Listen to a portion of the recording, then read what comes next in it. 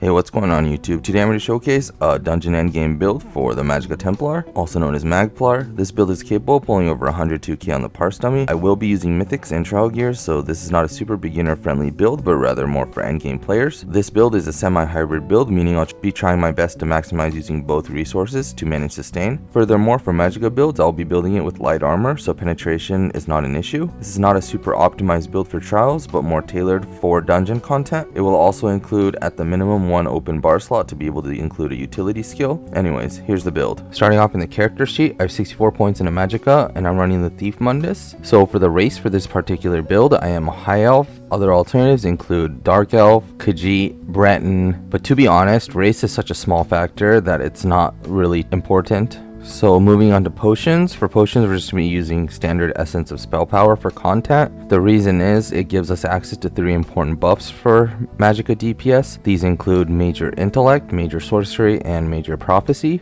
Please keep in mind that these potions do cost a little bit to make or buy, so it's important to have 3 points in a medicinal use. This is found in the alchemy skill line to ensure that you get the full duration of the buffs. Moving on to food. So for content, we have 2 options. Clockwork Citrus Fillet. This is going to be your expensive option, but provides just marginally better stats than Witch Mother's Potent Brew, which is a cheaper and almost just as good alternative. And lastly, if you're parsing or need more sustain, Ghastly Eyeball is always the go-to. So for CP, for the blue tree, we're running Master at Arms, Deadly Aim, Wrathful Strikes, and Backstabber.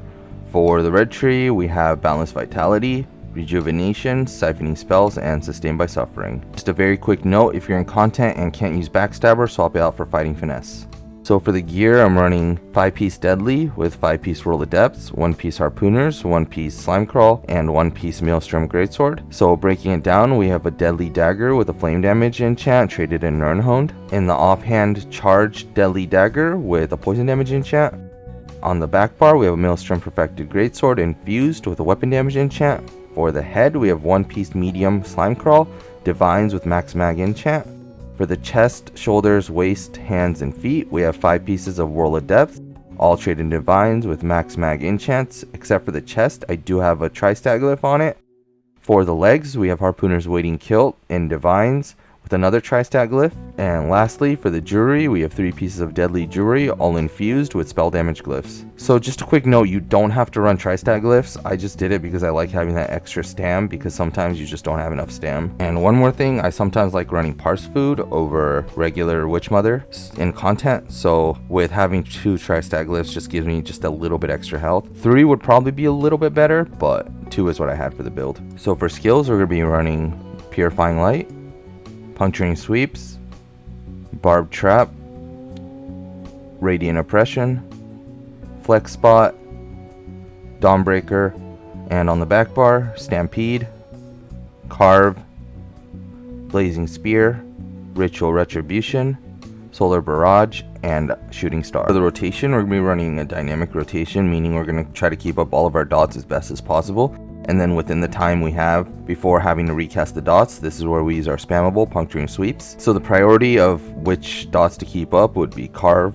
Stampede, Purifying Light, Barbed Trap, Ritual Retribution, Blazing Spear, Solar Barrage, and then Puncturing Sweeps whenever you have nothing else to cast. Whenever your ultimate, either Shooting Star or Ice Comet, is ready, just drop it. I'd also quickly like to say that you shouldn't bar swap off of Puncturing Sweeps or Radiant Oppression if possible. Try to time it so that your Purifying Light allows you to bar swap. And at 25%, you can start casting Radiant Oppression and drop everything at 8% or less and only spam Radiant Oppression. And I think you're good to go. So first off, for arena weapon, you can opt to run Maelstrom Inferno if you prefer that instead, or just want to have more stamina. You'll do a little bit less DPS and struggle and sustain just a little bit more, but it's not a bad choice either. Moving on to Mythic. So if you don't want to run Harpooners, or most importantly, you can't run Harpooners, you can always swap it out for Death Dealer. And I think Mora's Whisper is also pretty good. And moving on to alternatives for gear, you can always drop Whirl and wear Basai, especially if the fight is mobile and you can't benefit off the proc of Whirl. Then Basai is going to pull ahead, but you do have to manage your Magicka. For front bar sets, or just sets in general, you can run like Order's Wrath, Pillar Nirn, Zovgin, and even Advancing Yokido would be fine. Just make sure when you run Zovgin to take out Trap and replace it with a different skill. And I just quickly want to address the new update, update 35, the PTS that's in week 1 as of this video right now. So it looks like there's going to be a lot of changes, especially like the nerfs to light attack and such. But in a nutshell, it just looks like all your dots are just going to last longer. So this build might actually still be pretty viable. You might have to run a little bit more dots because of the changes to puncturing sweeps, but I don't want to jump ship and get too ahead because we do have over a month left. So I just wanted to get this build out. And I think that wraps it up. Thanks for watching the video. If you have any questions or comments, feel free to leave them in the comment section down below or come join our Discord. If this video helped in any way, please consider subscribing and liking the video. And attached will be a parse and outfit section. And as always, thanks again and see you in the next one.